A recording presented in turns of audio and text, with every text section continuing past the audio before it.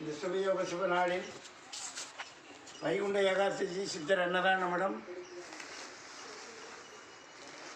சஞ்சீவிகிரி அடிவார கீழ்ப்பகுதியில் சிவன் வேட்ட வெங்கடேச பெருமாள் சன்னிதானத்துக்கு எதிர் கிழக்கு நேர்கிழக்கில் அமர்ந்திருக்கும் வைகுண்ட ஏகாதசி சித்தர் குபேர சித்தருடைய அன்னதான மடத்தில் குபேர ஜோதிட நிலையம் சார்பாகவும் அன்பர்கள் சார்பாகவும் இந்த அமாவாசை திதி பூஜை அப்படின்னு சொல்லக்கூடியது, அமாவாசை யாக பூஜை அப்படின்னு சொல்லக்கூடியது மிக சிறப்பாக பல்லாண்டு காலமாக நடந்து கொண்டிருக்கிறது. இந்த பூஜையில் சிறப்பு அப்படின்றது என்ன அப்படின்னா, இந்த அமாவாசை திதி நாட்களில் மட்டும்தான் சூரிய பகவானும் சந்திர பகவானும் ஒன்று சேர்கின்ற காலம். இந்த காலத்தில் செய்யப்படுகின்ற எல்லா பூஜைகளும் நம்ம முன்னோர்கள் எப்படி ஆயுஷ்மானாக இருந்து நல்லா வாழ்ந்தாங்களோ அது மாதிரி வாழ்வாங்க அப்படின்னு சொல்லி ஒரு பெரிய வரலாற்று சிறப்பு இருக்குது. அதனால் இந்த அமாவாசை பூஜைக்கு ரொம்ப முக்கியத்துவம் எல்லா சிவாலயங்களையும் கொடுப்பாங்க. சிவபதிகம், ஐயப்ப சுவாமி பதிகம், நாராயண பதிகம், இந்த மாதிரி இடங்களில் கொடுப்பாங்க. அதனால் இதை நம்ம ஒரு எளிய முறையில் இதை தொடர்ந்து செய்துக்கிட்டு வரணும். இந்த சாஸ்திர சம்பிரதாயங்கள் படி, ஜோதிட சாஸ்திரப்படி பொதுமக்களுக்கு ஒரு நன்மை செய்யணும் அப்படின்னா மிகப்பெரிய செலவில்லாத ஒரு சின்ன பூஜை. இந்த பூஜையில் நம்ம பஞ்சபூதங்கள்னு சொல்லக்கூடிய 5 வகையான பூதங்களை வழிபாடு பண்ணுகிறோம். அதனால் 5 பூதங்கள் இருக்கிற கோயில்களுக்கெல்லாம் போக முடியாது. அதனால் நம்ம ஒரு இடத்துல கும்பிட்றோம். அந்த ஒரு இடத்துல கும்பிட்றது தான் அந்த 5 பஞ்ச கலசம். இந்த பஞ்ச கலசத்துக்கு பெயர் என்ன அப்படின்னா, ஒன்று நீர், ஒன்று நெருப்பு, ஒன்று ஆகாயம், ஒன்று மண், ஒன்று காற்று. இந்த 5ஐயும் தான் பஞ்சபூதங்கள்னு சொல்கிறாங்க. அந்த 5 தான் வச்சு உலகம் இயங்கிக்கிட்டு இருக்கு. ஒரு நாட்டுக்கு ஒரு நாள் போர் நடக்குதுனாக்கா அங்கே அக்னி உண்டாயிடும். அதெல்லாம் துப்பாக்கியில் சுட்டு போடுவோம். ஒரு நாட்டில் ஏதாவது கோபதாபங்கள் சாமிக்கு கோபம் வந்துருச்சுன்னா கடல் கொந்துருச்சு, ஊருக்குள்ளே தண்ணி வந்துடும், நீர். அதனால் திடீர்னு காற்று மழையும் சேர்ந்து அடிச்சுன்னா காற்று அடித்து எல்லாத்தையும் வீணாக்கிட்டு போயிடும். அதே மாதிரி சில நேரங்களில் ஒவ்வொரு பூதத்துக்கும் தன்னுடைய வாய்ப்புகள் மக்களுக்கு கொடுத்துக்கிட்டே இருக்குது. அதை நம்ம அனுபவிச்சுக்கிட்டே இருக்கிறோம். இதை உணர்ந்தவங்க தான் நாம் சரி இப்படி தான் இருந்துக்கணும் அப்படின்னு சொல்லி ஒரு முடிவுக்கு வருவோம். அதனால் இந்த 5ஐயும் உணர்ந்துக்கணும். இந்த 5 நம்ம உடம்புக்குள்ளாரே இருக்குது. அதனால் அதுக்காக காலையில் ஒரு 5 நிமிஷம் ஒதுக்கணும். 5 நிமிஷம் ஒதுக்கி கொஞ்சம் நேரம் அமைதியாக உட்காந்து நம்ம தியான முறையில் இருந்தோம்னு சொன்னால் அப்போ என்ன ஆகும், இந்த உடம்பு வேண்டாம். இடது கையை மூடி வலது கையை திறந்தோம்னா உடம்பு சூடாகிடும். அப்படின்னு இழுத்தோம்னாக்கா ஒரு 10 முறை விட்டோம்னா உடம்பு ஜம்முன்னு தோசைக்கல் சூடான மாதிரி ஆகிடும். அதே மாதிரி இதை அடைச்சி இதை ஒரு 10 ட்ரிப்பு இழுத்து விட்டோம்னா உடம்பு குளிர்ச்சி ஆகிடும், பிரிட்ஜி மாதிரி. இந்த நார்மல் ஸ்டேஜ் உடம்புக்கு வேணும். அப்போ நோய்கள் எதிர்ப்பு சக்தி அதிகமாக நமக்கு கிடைச்சிடும், நோயை எதிர்த்திடலாம்.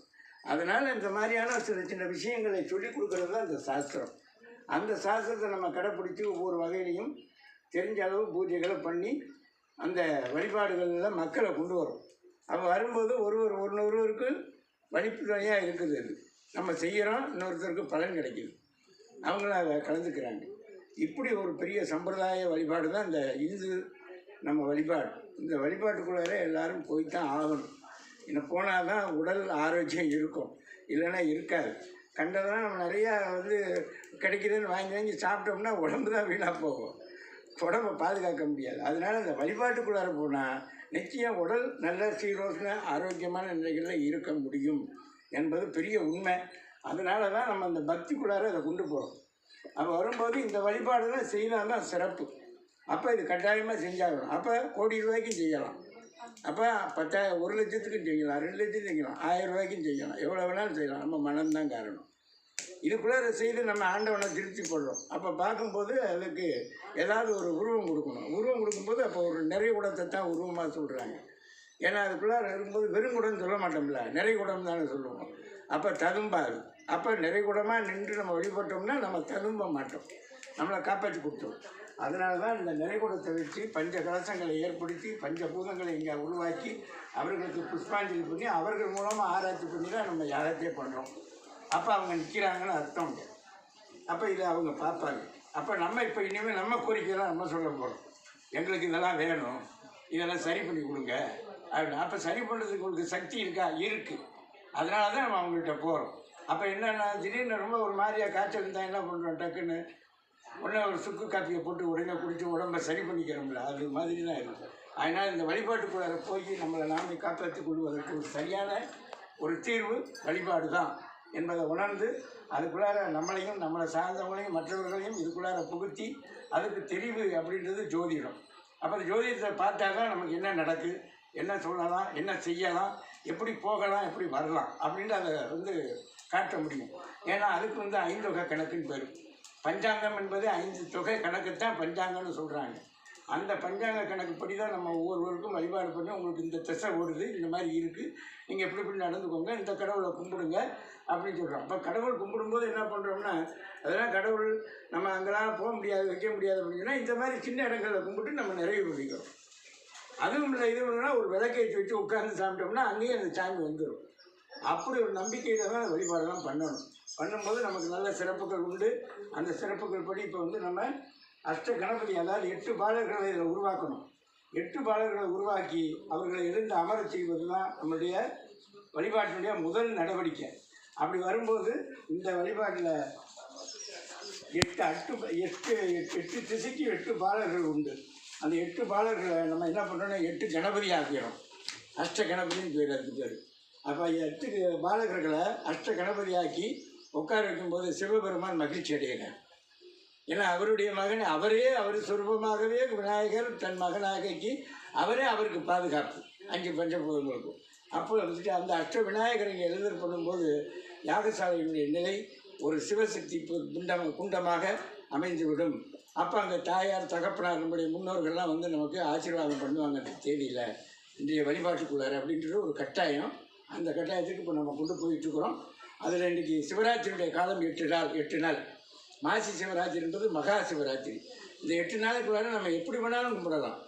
ஒன்றும் இல்லை, நாங்கள்லாம் போக முடியாதுன்னா ஒரு பிடி மஞ்சள் பொடியை பிடிச்சி வச்சு அதையே விநாயகராகவும் சிவனாகவும் நினைத்து கும்பிட்டு பூவை போட்டோம்னா ஏற்றுக்குவார். முழுசாக முழிக்க முடியலன்னு வச்சுக்கோங்க, அரை மணி நேரம் 12லேருந்து 1:30 வரைக்கும் முடிச்சிருந்தாலே போதும் சிவராத்திரி முடித்த மாதிரி அர்த்தம். டைம் எவ்வளோ கொடுக்குறாங்க? அந்த 11:30 12லேருந்து அந்த 1:30க்குள்ளார நடுநிசி நேரம். நடுநிசியில் நம்ம ஏமாந்துருவோம்மா. ராட்சச காலத்தில் ஏமாந்துடக்கூடாது, முழிச்சிருங்கன்னு சொல்கிறாங்க. அதுக்கு தான் மகா சிவராத்திரி. அந்த காலத்தில் விழித்திருந்தால் எந்த விதமான பயமும் இருக்காது என்பது சாஸ்திரம் சொல்லுது. அப்படி ஒரு காலகட்டத்தில் நாம் இந்த வழிபாட்டுக்குள்ளார எதாவது இனிமையான ஒரு விஷயத்தை செய்யணும். ஒன்று வெள்ளத்தில் லிங்கம் செய்யணும், இல்லைன்னா மஞ்சளில் செய்யணும், இல்லைன்னா மண்ணில் செய்யணும், அப்படின்னா அன்னத்தில் செய்யணும். அன்னத்தில் செஞ்சால் அமிர்த லிங்கம்னு பேர் அவருக்கு. அதனால் இன்றைக்கி சிவராத்திரி அன்றைக்கி அன்னத்திலே லிங்கத்தை பண்ணி சிவராத்திரியும் கொண்டாடிடுறோம் அப்படின்றது தான் அதில் வழிபாடு. ஆக இன்றைக்கு ஒரே நாளையில் 3 வழிபாடும் நமக்கு நடக்குது. அமாவாசை திதி பூஜை, அதே மாதிரி அன்னலிங்க பூஜை, அதே மாதிரி கலசா பூஜை, 3 பேரும் நடக்கிறதுனால மிகச்சிறப்பு. இந்த நாளில் உங்களுக்கு எல்லாம் நீங்கள் என்னென்ன நினைக்கிறீங்களோ அவ்வளோதான் நடக்கணும், கிடைக்கணும் பிரார்த்தனை பண்ணுறேன். சுவாமி இங்கே வைகுண்ட சித்த நாராயணமூர்த்தியாக வைகுண்டராக எழுந்து திருவருள் புரிகிறாரு.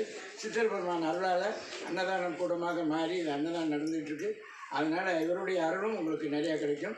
அதனால் ஐயப்ப சுவாமி கன்னி, அதாவது அவருடைய வழிபாடு கானகவாசி பிரம்மச்சாரி என்பதனால கேட்குறத உடனே கொடுக்கக்கூடிய வல்லமை அவருக்கு உண்டு.